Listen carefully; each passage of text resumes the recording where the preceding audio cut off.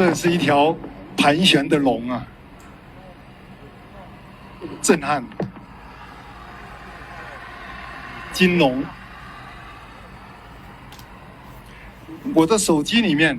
有很多人在看直播，不断的给我发来。太震撼了，太了不起了！我的手机一直盖着我要说的话。刚才大家看到的这段视频是9月19号的下午，知名的户外品牌始祖鸟联合艺术家蔡国强，在海拔5500米的喜马拉雅山脉完成的一场名为《升龙》的大型烟花表演。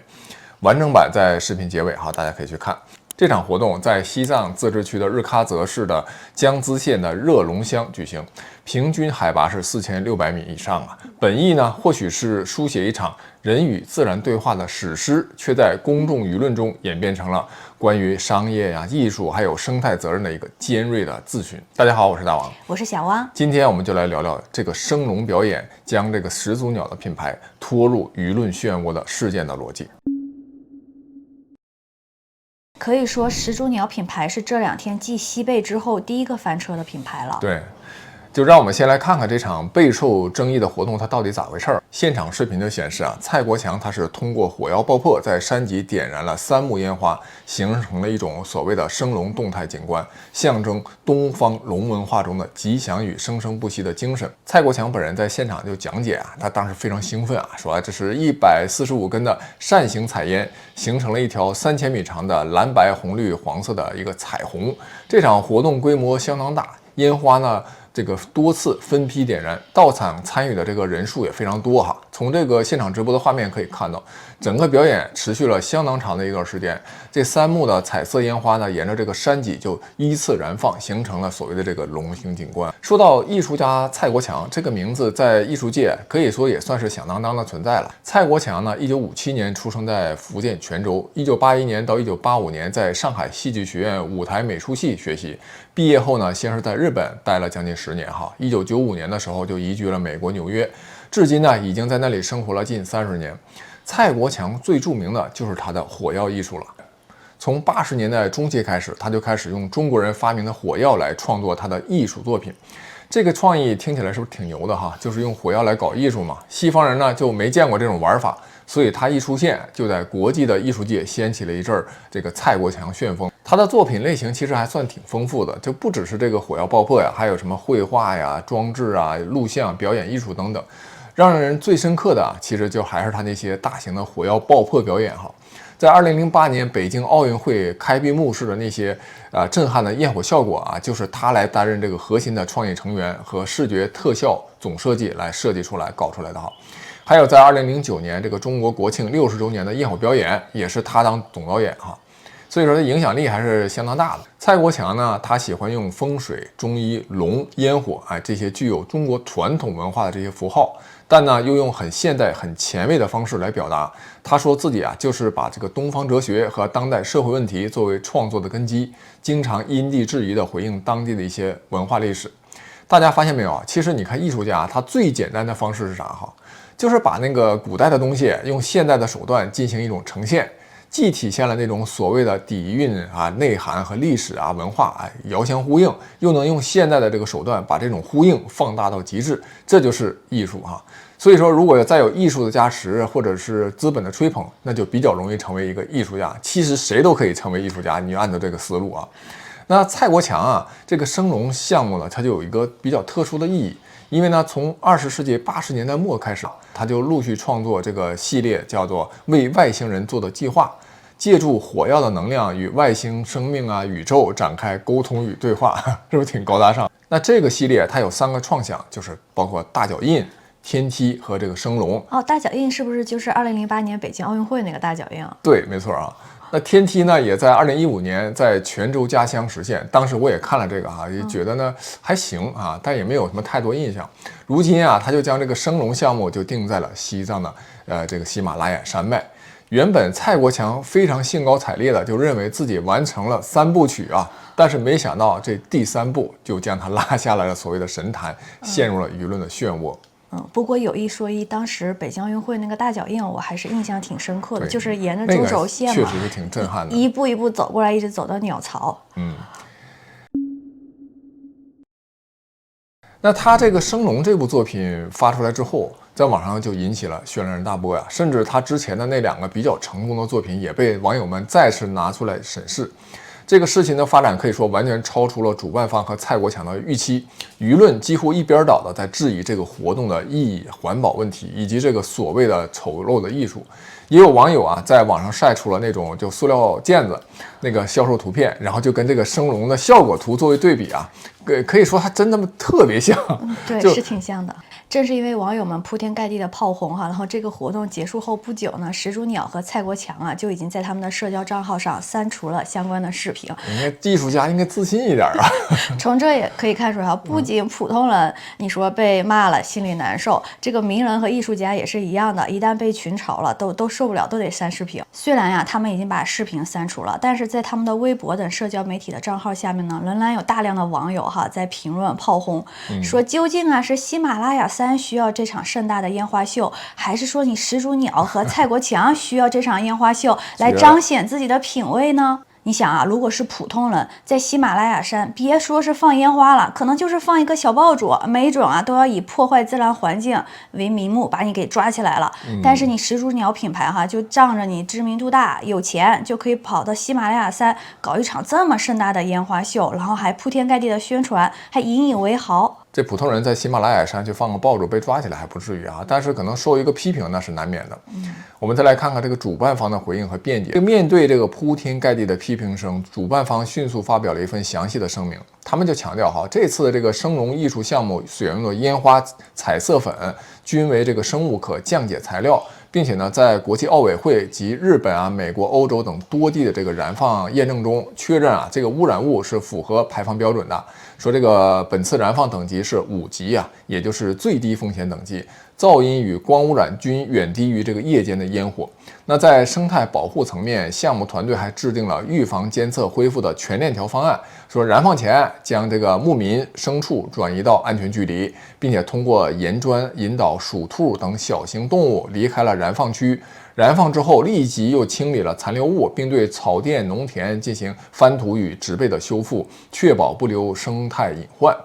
当地的生态环境局相关负责人也回应说，这个活动手续合规，目前当地生态没有受到破坏。日喀则市的生态环境局江孜县分局的一位负责人说哈，这次的活动在生态环境局备案过，手续呢就是合规的。由于这个烟花使用的是环保材料，因此也不需要进行环境的评估，乡村县3级政府同意即可。始祖鸟的工作人员也回应说，始祖鸟的初心是致敬自然、致敬文化、致敬环境。高山呢是重要的户外环境元素之一。始祖鸟做这个活动的初衷呢，就是希望借此深入探索高山，让更多人了解高山与当地的文化。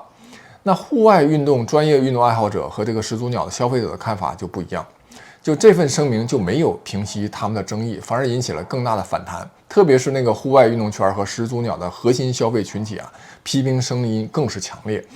有人说呀，这次活动就成功的劝退了很多真正的户外人，然后很多户外爱好者呢就对此表达了强烈的不满和失望。你看，像始祖鸟最近几年的价格可以说是越来越贵，它的很多买家呢都已经不再是普通的这个户外爱好者了哈，已经逐渐变成了像一些企业家们的标配，或者成为了一些什么 EMBA 圈里的校服了，大家懂的都懂。对，它一个普通的抓绒的衣服就大概2-3千嘛，然后冲锋衣那种就要达到4-5千，这个价格相比于其他很多品牌，那确实是属于高端品牌了哈。对啊，还有很多网友说，它已经成为了听菊风的代名词啊，成为了新的中年三宝，跟茅台并列在了一起。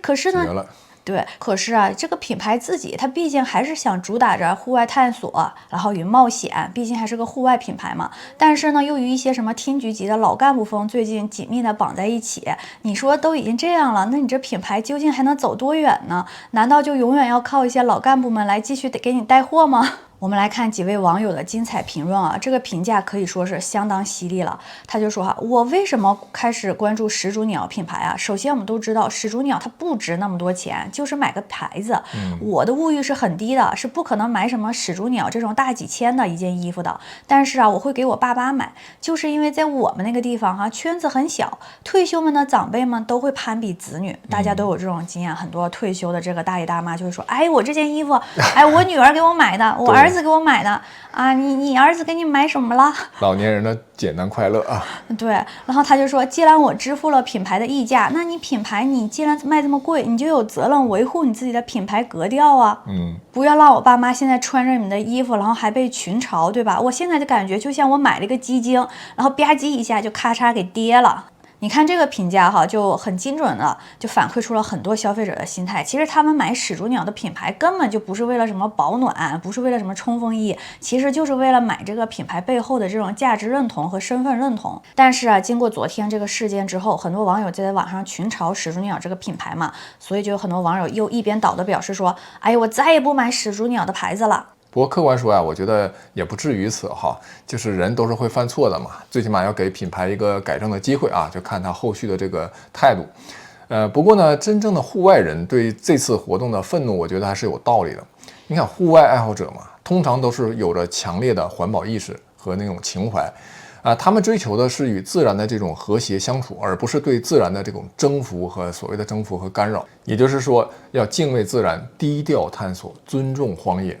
你看，当这个烟花在高原上空绽放的那一个时刻这种价值观就遭受到了前所未有的质疑这些有情怀的户外人，他一方面是出于对自己的挑战，另一方面呢，也是对大自然的敬畏，去欣赏那些纯天然的大自然的美。你想，当他们再次走到比如这片喜马拉雅山的区域，看到烟花燃放之后的狼藉，就算这片土地之后被修整，这些垃圾被捡了，但是它可能再也不会有那种最原始的那种风貌，相当一部分人肯定会不高兴，甚至有些人就会愤怒。我们再来看看，对环境真的没有影响吗？主办方的声明看起来好像很完备，但你仔细分析就会发现其中有些问题的就算是这个材料是环保的，就算材料是可以降解的，但是降解它是不是需要时间呢？那在降解的这段时间内，无论是从视觉上还是直观感觉，之后它都会造成一定影响，不是短期可以消除的。然后有知名的科学科普的博主顾有容就认为，始祖鸟的这个蔡国强炸山这个事儿表现出来这种无知和傲慢已经到了他认为是比较令人发指的程度。他就质疑说蔡国强之前的作品大多是在城市附近，排放标准和青藏高原的生态的脆弱区能一样吗？环评他做了吗？报告和批文在哪儿有环保从业者也向媒体表示说高原生态系统复杂脆弱，大型的爆炸呢就会破坏石头上的真菌，而恰恰是真菌和苔藓造就了高原的土壤，大量的植物和真菌需要形成这种共生系统才能够生存。这个解释非常到位和这个专业高原的生态系统的形成它确实需要数百年甚至数千年的时间，它的脆弱性是远超我们的想象的。真菌和苔藓呢，在高原的生态系统中扮演着一种非常关键的角色，它不仅是土壤形成的基础，也是整个生态网络的重要的组成部分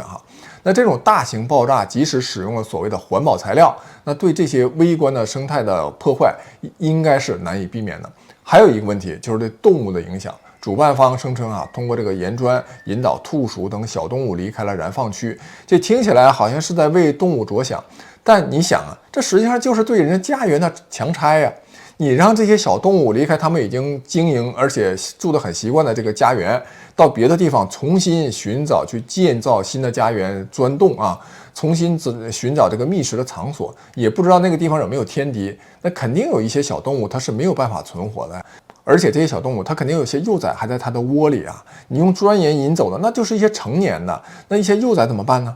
而且主办方还说，后续还要对这些植被进行什么翻整想想细思极恐这些窝都要被破坏，幼崽还能存活吗？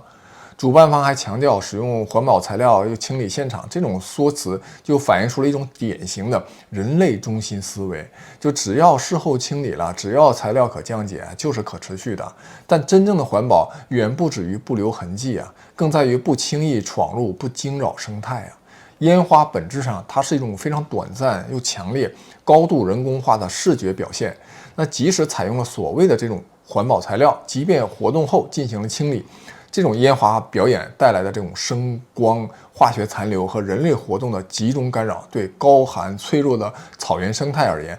可能是不可逆的一种伤害。我们再来分析一下这次事件背后的品牌决策逻辑。有一个网友的评价最狠，他说始祖鸟是用一场自杀式的营销传递了核心用户画像，就是老逼灯，就是把品牌的核心用户锚定成了老逼灯哈。这一代人的人生叙事就是啥？征服、超越、战斗。他登个雪山就是什么征服雪山，你征服毛啊？你征服人雪山就在那儿，用着你征服？你爬上去就是你征服了。那这个用户的群像就不是现在的年轻人更为认可的这种认知，就是人到世上来一遭，主要就是为了体验，要自如一些，要放松一些啊。所以这个评价吧，它虽然用词比较犀利，但确实我觉得它指出了一部分问题的核心。始祖鸟这个营销策略就好像还停留在那个传统的征服自然的思维模式中，没有跟上时代的变迁。现在这个年轻消费者更注重的是与自然的和谐共处，而不是对自然的那种征服、改造和对抗。另外一种解释呢，就更有意思啊，就始祖鸟呢是安踏旗下的品牌嘛，安踏呢又是福建企业，闽南那边的敬畏天空的方式是大放鞭炮啊，越响越好。所以这个提案的策略有没有可能是就往喜马拉雅山搞个烟花秀，等于拜天公敬天神，等于敬畏自然？这个逻辑呢，在主观上，你一听是不是挺合理的哈？但显然呢，它与这个现代环保理念也是格格不入。其实你说闽南文化，你愿意放响鞭炮可以哈，但是你能不能在这个城市边缘去做这件事呢？你不能跑到喜马拉雅山这么就很多人都认为是比较圣洁的地方来干这个事儿啊，你不能成为这个破坏生态的一种借口。现在全球化时代，这个品牌管理确实需要超越这种所谓的地域文化。那始祖鸟这次项目的本意啊，或许是想通过艺术事件来提升品牌的调性，吸引高净值的人群和年轻潮流受众。但目前看，从舆论的反馈来看，这几乎就成了一场灾难性的反向性的一个营销。这次的品牌价值与营销创意的冲突，就让我想起了这个最近的这个西贝的预制菜风波。西贝也说了，它是按照国家的标准，他们的菜呢是来自于中央厨房，所以呢，按照国标来说不是预制菜。但是呢，很多食材是冰冻在冰箱里的这种做法，在老百姓的眼里，它就是预制菜。就有消费者在网上抱怨说，你这相当于是用国家标准的下限来解释自己的行为，你卖这么贵，就算你按照国家标准来说它不是预制菜，但是你不能贴着这个标准的下限呢，你应该有自我定义的这种高标准，对不对？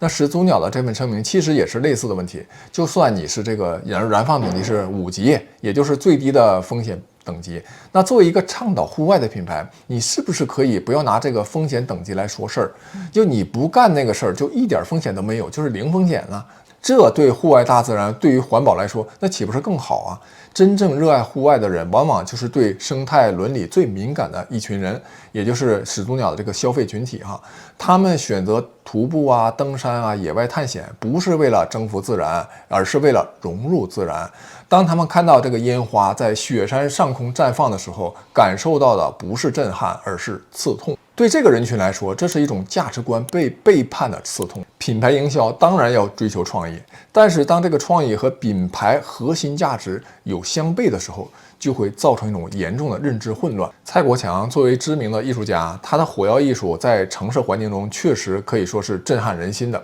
但艺术创作呀，真的需要考虑这个环境的适宜性和社会的接受度。在生态脆弱的高原地区进行大规模的烟花表演，即使它在视觉上有一定的艺术价值，也真是难以获得公众的理解和支持。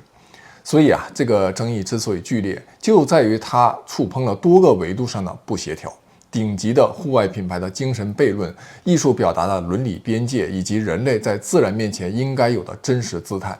始祖鸟作为高端户外装备的代表，一直以来所倡导的就是人与自然的深层次连接。它的品牌目标人群，户外爱好者、专业玩家和高净值消费者，或多或少都怀揣或者说认可对自然的这种虔诚哈。他们购买始祖鸟的产品，不仅仅是购买它的功能，就是认同一种价值观，就要敬畏自然、低调探索、尊重荒野。这前面我讲过了。所以这个事件企业的决策者一定是不能傲慢职业经理人呢，如果要称职的话，你要深刻理解品牌以及所在领域的内涵，最好能亲身参与你的产品的应用场景。其实很简单，就应该像雷军那样，他投资了这个卖衬衫的企业，那他就去穿那个衬衫；他做手机，他就自己去用那个手机。那这些企业的公关部门、营销部门以及最高的决策者，不应该只是在写字楼里啊、互联网上去寻求你们的灵感，更应该亲自参与到这个户外运动中，是吧？在这个群体中呢，进一步了解这个群体的想法。甚至呢，进一步他们应该成为这个户外运动发烧友，这样才能真正理解这项运动的内涵以及外延，就肯定会对大自然产生那种心生的敬畏和爱护，肯定会避免这种极其低级的错误。我想始祖鸟接下来要做的，如何修复你们的品牌形象问题了。在此也跟朋友们说一声，我们接下来10天左右呢，会带娃进行一次长途的旅行，所以可能不得不要停更10天，我们2周后再见面。在这10天，如果有朋友们思念我们，欢迎你们回看我们以前的一些视频哈。而且呢，我们也想再利用这10天时间再沉淀一下，回来之后呢，能带给大家更为精彩的一些节目。感谢各位朋友们的长期支持，谢谢大家。本期就讲完了，下期再见。